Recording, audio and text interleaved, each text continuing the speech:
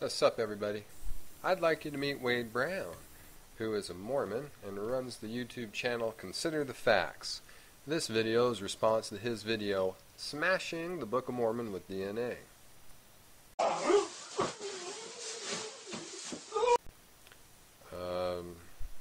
Alrighty then.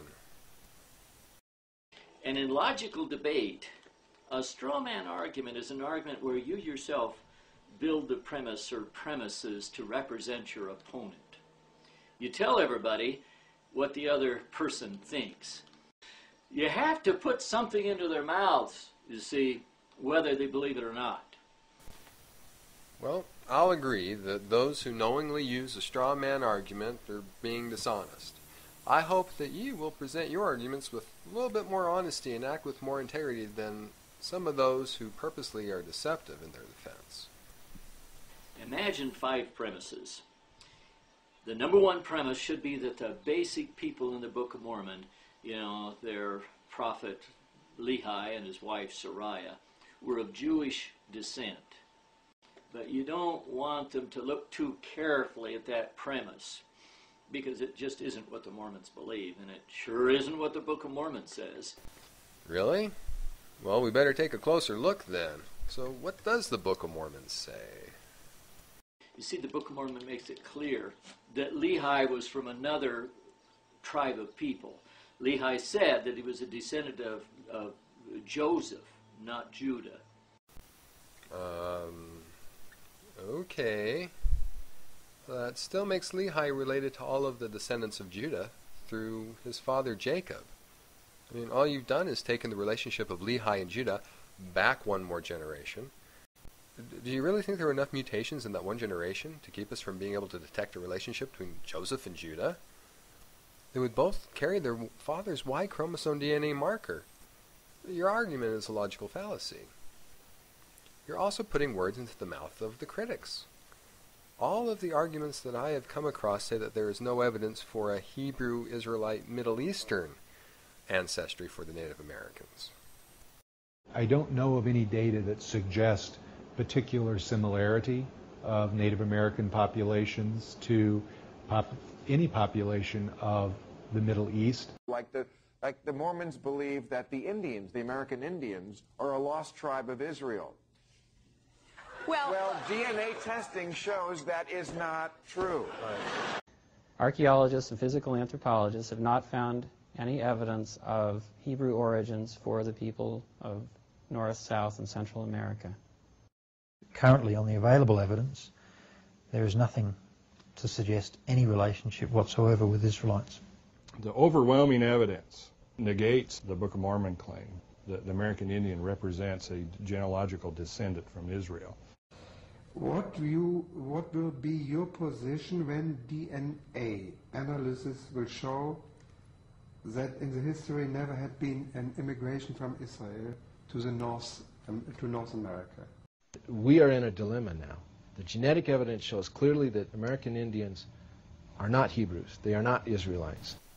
Did you hear anyone say Jewish ancestry? Did you hear anybody mention the tribe of Judah? You're misrepresenting what the critics' argument is and attacking that. Isn't that how you defined a straw man earlier? I know you'd never guess, but between you and me, I built this straw man myself. Well, my work is done. What do you think? Masterpiece. I agree, it was very well done, but please don't make any more. Not only that, another major group of people in the Book of Mormon declare that they came from a whole different family before the Israelites even existed. Now that's hard to tie to the modern Jewish people or their DNA. Wade here is referring to the Jaredites. In the Book of Mormon, they were led to the New World after the confusing of the languages at the Tower of Babel, which, if you don't know, is a bunch of baloney. See my video on the Jaredites for why we know that this story is a myth.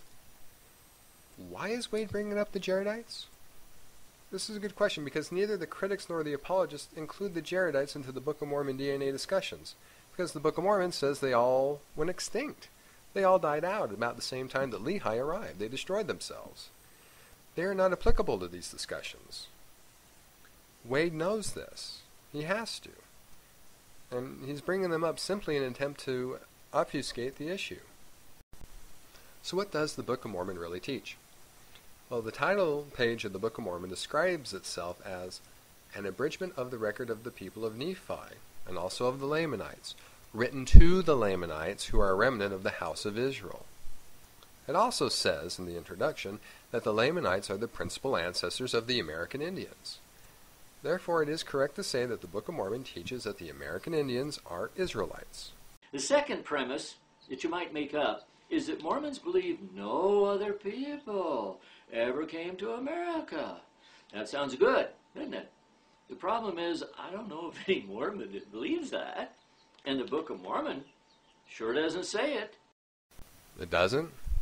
Well, let's look at what it does say. Shortly after arriving in the Americas, Lehi taught his sons that it is wisdom that this land should be kept as yet from the knowledge of other nations. For behold, many nations would overrun the land, and there would be no place for an inheritance.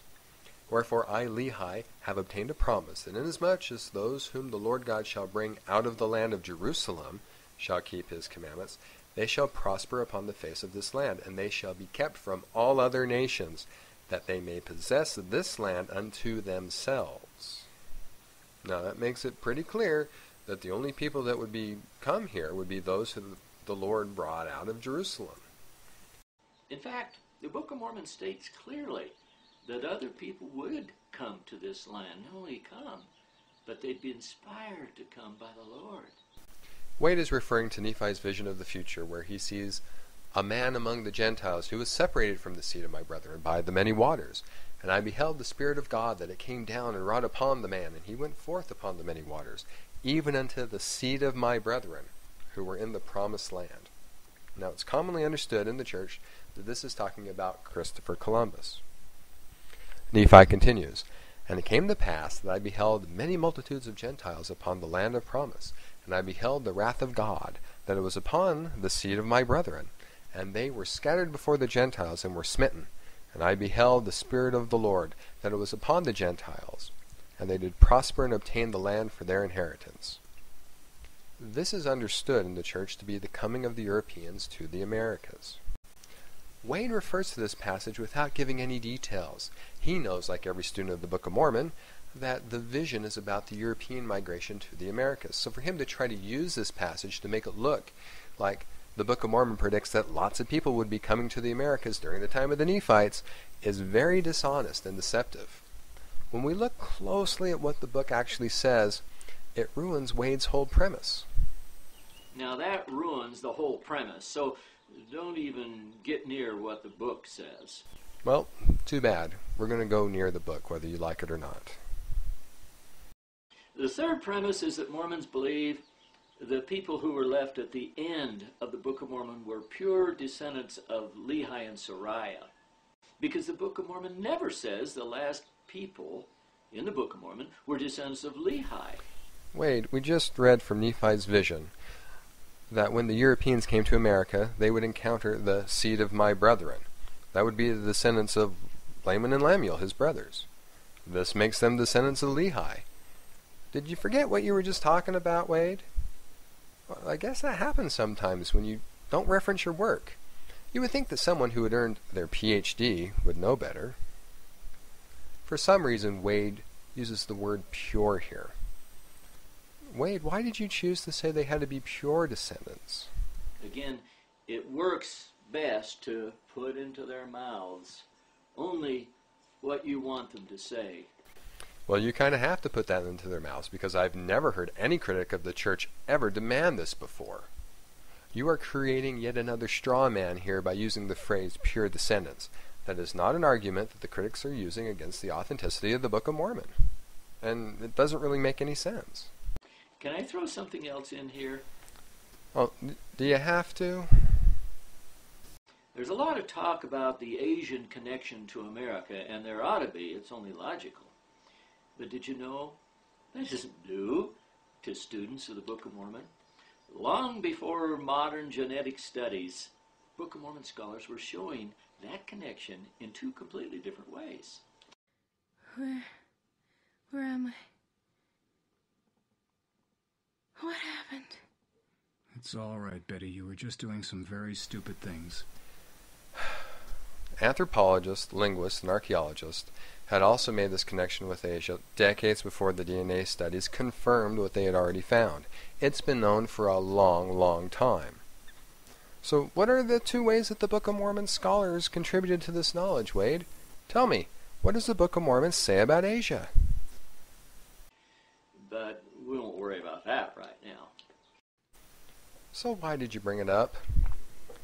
I am just supposed to believe you when you imply that the Book of Mormon scholars discovered this connection before anybody else did, just because you say it? The attempt at obfuscation continues. Tergasso certainly was thirsty. Who?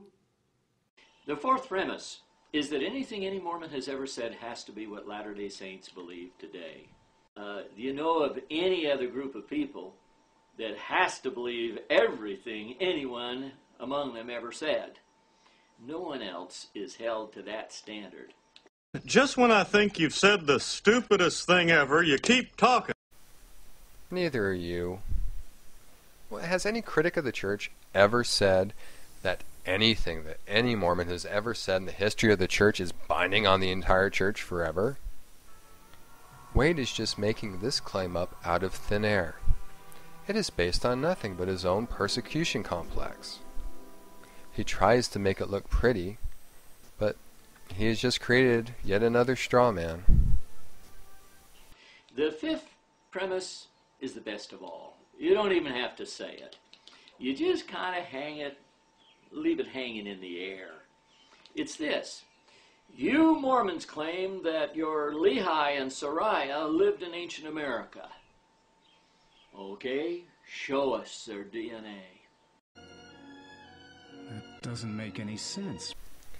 I don't know anyone who has ever said that the DNA of the individuals, Lehi and Sariah, have to be produced in order for the Book of Mormon to be true. You just created another straw man.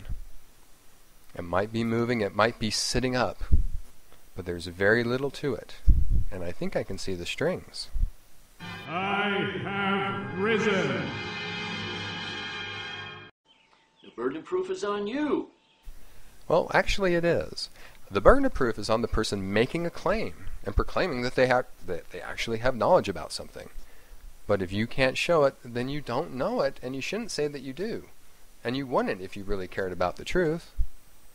So Wade, what's your response when you are asked to show what you say you know? No, we don't have the DNA for Peter or James or John the Baptist or Jeremiah or for Moses. That's your response?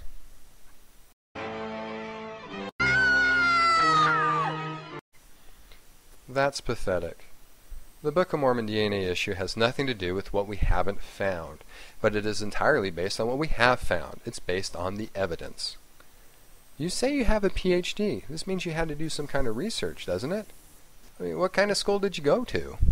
You are a scientist, correct? Oh, that's right. I have a PhD in truthology. Moon, teaspoons, that's all gibberish to me, I'm afraid. Wade, you started off your video by claiming that the critics of the Book of Mormon are using straw man arguments. But you never accurately described what any of those arguments were. You did nothing but create a bunch of straw men yourselves. You are either one of the most dishonest people I've ever encountered, or you are just ignorant of the critics' argument. Given the strength of the evidence against a Hebrew Israelite origin of the Native Americans, I can understand why a true-believing Mormon would be afraid to look too closely at the arguments that are based on the evidence. But if you're going to debate in the arena of ideas on this issue, you can't pretend that these arguments aren't as strong as they really are. The truth does not need to be feared. If something is true, then it can withstand investigation all on its own, and we should believe it. It doesn't need to be spun or whitewashed or apologized for. If you have to make up lies and half-truths and complicated responses to arguments that are critical of your position, you probably don't have near as much truth as you think you do. Well, we've certainly had quite a morning, haven't we? We certainly have.